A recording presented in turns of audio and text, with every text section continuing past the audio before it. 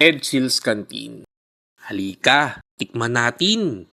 Simple, masarap at mura. Isang kainan na lokal, mapatsuper o manginginom ay dito na nagsasabaw. Sinanglaw, pigar-pigar at sisig ang ilan sa mga pagkaing inihahain ng Edsels Canteen na nagsisilbi ng mga lutong ulam sa halagang hindi na masakit sa bulsa. Tinagurian pa nga ito na best sinanglaw in Baguio ayon sa mga lokal at nakapunta na dito. Kaya naman, nandito tayo ngayon upang bigyan sila ng tapat at brutal na pagsusuri sa kanilang kainan.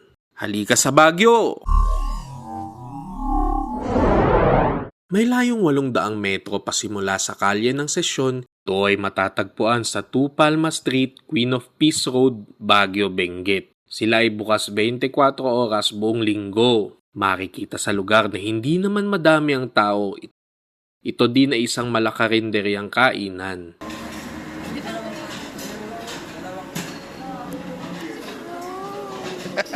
Heto nga at kami ay umorder ng kanilang pamosong sinanglaw at pigar-pigar. Samahan mo pa ng sisig. Batid ko naman na amoy pa lang ng kanilang kainan ay sadyang pihado akong masarap nga. Tumagal ng halos 9 na minuto bago ito naisilbi. Tikman na natin! Ang una ay ang pigar-pigar nila na isang lutong Pangasinense na gumagamit ang kadalasan ay karne ng kalabaw. Ito ay masarap naman, sapat ang dami, hindi din ganon katigas. Ganito ang texture ng pigar-pigar. Natingin ko ang ginamit dito ay karne ng baka. Mayroon din itong repolyo na gulay na malambot at sariwa. Masarap din ang malutong na sibuyas na gisa. Nananatiling mainit ang pigar-pigar hanggang sa ito ay aming maubos. Sarap nito.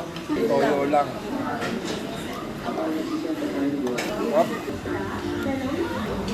Ito ay pasado. Ang ikalawa ay ang sisig na baboy na tama ang pagkakagawa dahil nakaihaw. Ito ay masarap naman, may saktong pagbabahagi ng laman, taba at hindi naligo sa sibuyas. Wala ding mayonesa. Maayos ang pagkakatusta, hindi sunog, hindi sobrang nagmamantika, yung itlog ay malasado pa. Sa presyong 170, ito ay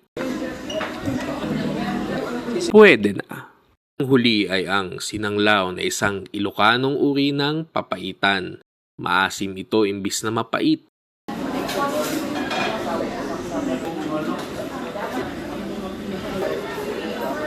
Hindi pa natin alam. Nakatingin ako masarap na sinanglaw eh. Ayos sa lasa. Sa lasa, nakadepende na sa presyo. Kung masarap na masarap tapos sobrang mahal, hindi rin masarap. Para ito, kung sobrang sarap nito, mas ganun sa presyo, 5 over 5 yan. Hindi siya yung pinakamasarap pero pasado siya. Bakit pasado siya? Hindi, may mangkok tayo. Yung mainit na sabaw na hinahanap mo kapag lasing ka, ito yun. Ayun. Pasado siya. Tamang-tamang asim ng sabaw, parang dinala ko sa Ilocos. Maaari mo din idawdaw ang pigar at sabawan ng sisig. Pwede rin. Lagyan mo ng sinanglaw to. Gary ako. Kailangan ito unang Yung mga laman loob na ginamit ay tama ang mga ginamit na sangkap. Yung isang palayok ay maaari nang maghati ang 2 tao. Bagamat hindi ito ang pinakamasarap na sinanglaw na natikman ko, Bakit yung matanda? 4 siya, 4. Mas masarap pa rin sa Ilocos. So, tatanungin mo ko, best ng law in Baguio, pwede. Tayo. totoo nga na ito ang pinakamasarap na sinanglaw sa Baguio. Bracelet.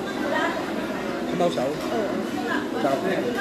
Sa presyong 130, ito ay pasado.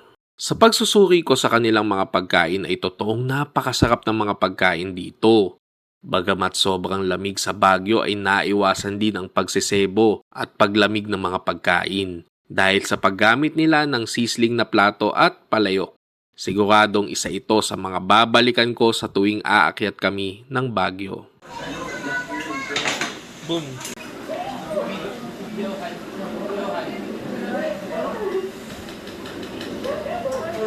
yung sinanglaw parang good for 2 person.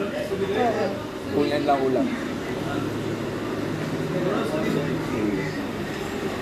Ganun yun, kaya sila nag-uusap yung mag-taxi kanina. Kung saan sila kakain. Kung nagustuhan mo ang mga gaytong pagsusuri at puna sa bawat bibisitahin namin ay maaari mong i-follow ang aming page at ang aming YouTube channel.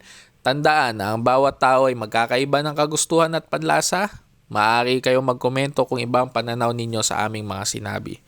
Maraming salamat sa suporta!